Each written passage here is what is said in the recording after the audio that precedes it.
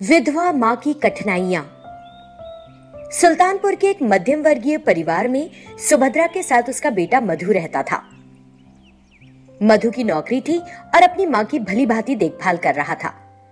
एक दिन मधु अपने साथ काम करने वाली एक लड़की सोनिया से शादी कर लेता है और उसे अपने घर लेकर आता है। सुभद्रा खुशी खुशी उसे स्वीकार कर लेती है। जैसे जैसे दिन बीतते हैं, सोनिया, तुम अभी तक ऑफिस के लिए तैयार नहीं हुई? नहीं चलना? मुझे आज बहुत कमजोरी लग रही है, मैं आज ऑफिस नहीं जाऊंगी। चलो तो अस्पताल लेकर चलूं तुम्हें। मुझे लग रहा है कि मैं प्रेग्नेंट हूँ। शाम को तुम्हें सरप्राइज देना चाहती थी, लेकिन तुमने तो। क्या कह रही हो सोनिया डार्लिंग? क्या ये सच है कि कुछ ही महीनों में हमारा बच्चा आने वाला है? ओहो Sonia, I love you so much. आज मैं भी तुम्हारे साथ ही रहूंगा। तभी सुभद्रा बाहर आती है। बधाई हो तुम दोनों को, मैं बहू के गर्भवती होने पर बहुत खुश हूँ, लेकिन याद रखो कि बच्चे होने के बाद परिवार का खर्च भी बढ़ेगा, इसलिए ऑफिस जाओ। वो अपनी माँ की बात नकार नहीं सका और चला गया। सोनिया घर पर रहकर आराम करती है और मधु इस बात का पूरा ध्यान रखता है कि उसे सारी चीजें मिले। 9 महीने के बाद उन्हें जुड़वा बच्चे हुए, एक लड़का और एक लड़की। मधु खुशी खुशी अपने बच्चों को लेकर घर आता है, लेकिन विधि का विधान कि एक दिन मधु की अचानक दिल का दौरा पड़ने से मौत हो जाती है। सोनिया तड़प उठती है। किसी तरह 2 हफ्ते गुजर जाते हैं। अरे अभागन औरत, अपने बच्चों को लेकर यहाँ से चली जा, वरना इनके सामने होने से मैं भी मर जाऊंगी। जन्म लेते ही अपने बाप को खा गए, मैं इन्हें इस घर में बर्दाश्त नहीं कर सकती। चली जा लेकर इन्हें। आप इन मासूम बच्चे को इतनी कठोर बातें क्यों कह रही हैं? अगर आज अचानक आप हमें घर से निकल जाने के लिए कहेंगी तो हम कहाँ जाएंगे? जब तक आपके बेटे जीवित थे, क्या मैं बस तभी तक थी आपकी बहू? ये आप ही के तो है। तुम जाती हो या मैं तुम्हें घर से धक्के मारकर निकालूं? सोनिया ने बहुत असहाय महसूस किया और वो और नहीं समझा सकी और अपने छोटे छोटे बच्चों को साथ लेकर निकल गई। रात हो चुकी थी। उसने बस स्टॉप के बगल में एक छोटी सी झोपड़ी में आश्रय लिया। उसे भूख लगती है और वो सोचती है कि वो कुछ खाएगी तभी अपने बच्चों को दूध पिला सकेगी। मजबूरन वो सड़क पर खड़ी होकर भीख मांगने लगती है, जिसके लिए कुछ लोग उसे पैसे देते हैं और कुछ उसको जलील करके चले जाते हैं। पैसे लेकर वो पास के एक होटल में जाती है और एक गिलास उबला हुआ दूध लेकर आती है। अपने बच्चों को दूध पिलाती है और वे सो जाते हैं। वो अपनी और अपने बच्चों की हालत पर आंसू बहाती है। वो अपने बच्चों को खिलाने के लिए भीख मांगती रहती है।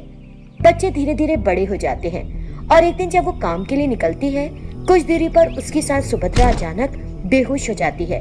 उसके दोनों बच्चे होश में लाने के लिए सुभद्रा पर पानी छिड़कते हैं। जब वो होश में आती है तो उसे आश्चर्य होता है कि उनके चेहरे उसके बेटे से मिल रहे हैं। तुम दोनों की शक्ल मेरे बेटे से मिल रही है।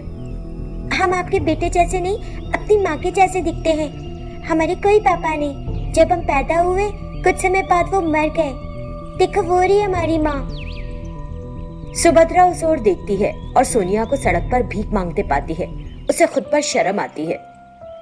मुझे माफ कर दो सोनिया, अपने दुख में खोकर मैंने तुम्हें अपने से दूर कर दिया। जिनके लिए मैंने सोचा था कि मुझे भी मार डालेंगे, उन बच्चों ने आज मेरी जान बचाई है। सोनिया को अपनी सास की बात सुनकर तसल्ली होती है और वो अपने बच्चों को लेकर वापस घर लौट जाती है। सुल्तानपुर में मीनाक्षी अपने पति रमेश और सौतेली बेटी सोनी के साथ रहा करती थी। मीनाक्षी सोनी को पसंद नहीं करती थी और हमेशा उसे गलत शब्द बोलकर ताना मारती थी। एक दिन सोनी का कुत्ता शेरू लापता हो जाता है। पापा, क्या आपने शेरू को देखा? दिख नहीं रहा कहीं भी। मैं ढूंढ दूंगा शेरू को, लेकिन इस शर्त पर कि तुम पहले अपना खाना खत्म करोगी। नहीं, मैं तब तक खाना नहीं खाऊंगी जब तक मुझे मेरा शेरू नहीं मिल जाता। वो अपने कुत्ते के लिए अपने पिता को परेशान करके रख देती है और रमेश उसे ढूंढने निकल जाता है। इतने में मीनाक्षी सोनी के पास आती है। तुम पहले से ही हमारे लिए एक बोझ हो और अब उस कुत्ते की जिम्मेदारी भी डाल दी हमारे ऊपर। मेरे पापा इतना तो कमाते हैं कि मेरा और मेरे कुत्ते का खर्चा उठा सके। मुझे नहीं लगता कि इसके लिए आपको कोई तकलीफ होनी चाहिए। मीनाक्षी सोनी की बात सुनकर गुस्से में आग बबूला हो जाती है और उसे थप्पड़ मार देती है। रमेश ने मीनाक्षी को थप्पड़ मारते देखा और नाराज हो गया। मीनाक्षी, तुम्हें कुछ होश भी है? तुम एक छोटी बच्ची को ऐसे मार रही हो? मैंने तुमसे शादी की ताकि तुम मेरी बच्ची की देखभाल करो। क्या हरकत है ये? क्यों किया तुमने उसे ऐसा? हाँ, ये गलत बात है। आइंदा ना देखूं तुम्हें इस तरह करते हुए। I am sorry. वो तुरंत वहां से चली गई। रमेश फिर शेरू को ढूंढ लाता है और उसे सोनी की गोद में देता है। वो उसे धन्यवाद देती है। रमेश के डांटने का मीनाक्षी को बहुत बुरा लगता है और वो सोचने लगती है, अगर ये लड़की हमारे साथ यहाँ रही तो एक दिन निश्चित रूप से मुझे रमेश से अलग कर देगी। मुझे किसी भी तरह इससे छुटकारा पाना ही होगा, कुछ करना होगा। जैसे जैसे दिन बीतते हैं, सोनी एक दिन घर का सारा दूध अपने कुत्ते को दे देती है। मीनाक्षी सुबह सुबह चाय बनाने के लिए किचन में दूध ढूंढती है, लेकिन उसे मिलता ही नहीं। वो फिर कुछ और दूध खरीदने की सोचती है और बाहर निकलती है तो वो शेरू को दूध पीते हुए देखती है। मैं देख रही हूँ कि तुम दिन ब दिन बदमाश होती जा रही हो। तुम घर का सारा दूध एक कुत्ते को कैसे दे सकती हो? मम्मा, शेरू बहुत भूखा था तो मैंने उसे सारा दूध पिला दिया। अब और ले आओ ना। हाँ हाँ, क्यों नहीं। तुम्हें तो कोई रोक भी नहीं सकता, क्योंकि तुम्हारे सभी गलत कामों में तुम्हारे पापा तुम्हारा साथ जो देते हैं। वो सोनी को फिर मारती है। ये सोचकर कि तुम छोटी लड़की हो, मैंने एक बड़ी गलती की। तुम्हारी बेहुदा हरकतें दिन ब दिन बढ़ती ही जा रही हैं।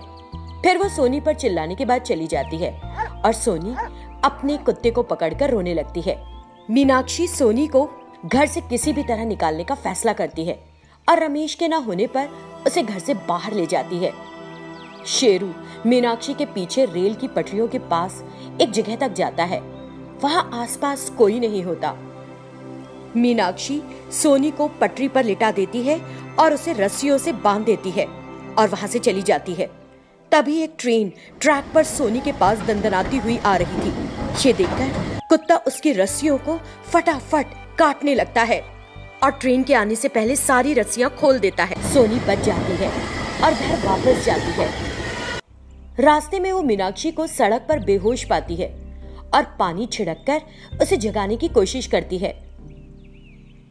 माँ, माँ, क्या हो गया तुमको? उठो। मीनाक्षी उठती है और सोनी को अपने सामने पाती है।